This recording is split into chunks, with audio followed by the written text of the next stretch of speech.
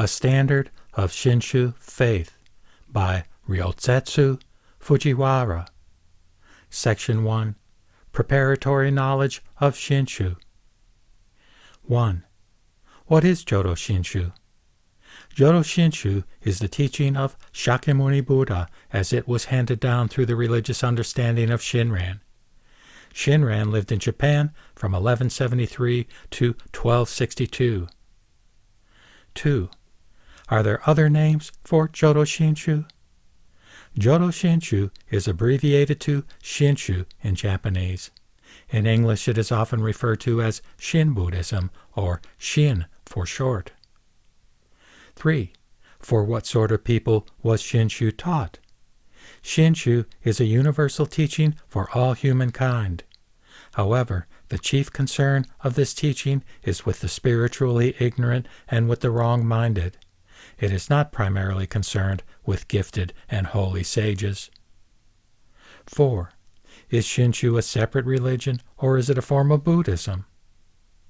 The teachings of Shakyamuni are divided into Mahayana, or great vehicle, and Hinayana, or small vehicle. Shinshu is a Mahayana teaching and is certainly included within Buddhism. 5. Why do you include Shinshu within Mahayana? Mahayana means great teaching or vehicle, which carries countless multitudes from samsara to enlightenment.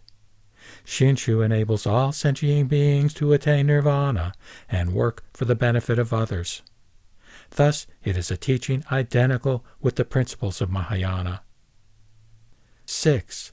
Are there other systematizations which indicate the relation of Shinshu to Shakyamuni's teachings? Tao Cho, the fourth of the 7 Dharma masters of Shinshu, classified Buddhism into the Sacred Path School and the Pure Land School.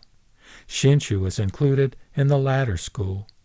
This is because Shinshu claims that perfect enlightenment for its adherents can only be expected in the Pure Land, and that birth into the Pure Land is attained through the awakening of faith by the other power, or Tariki. The Sacred Path School teaches one how to attain enlightenment in this life by one's own power. Thus, the Sacred Path School corresponds to the Self-Power School. 7. Is Shinshu an other power school, then? Yes, Shinshu can be called an other power school because it teaches that only through the other power can we ordinary people attain nirvana. This was emphasized first by Tan Luan, the 3rd Dharma master of Shinshu. 8. What is meant by other power? Shinran defined other power as the power of the Tathagata's vow. Only Amita's compassionate vow can lead us to the awakening of faith and then to enlightenment. If we think we did something virtuous by our own power, we are attached to our ego. This is clearly contrary to the Buddhist teaching of non-attachment, egolessness, or naturalness. 9. Is Shinshu meaningful today? As long as we ordinary people exist, Shinshu is meaningful. Shinshu was taught not for monks and nuns, but rather for the lay person. Amita is not concerned with the sages who can transcend the secular life and attain nirvana by their own power. These teachings are concerned with those who are bound by burning human passions and burdened with numerous worldly sufferings. The whole world around us is suffering from the crises caused by this bottomless ego.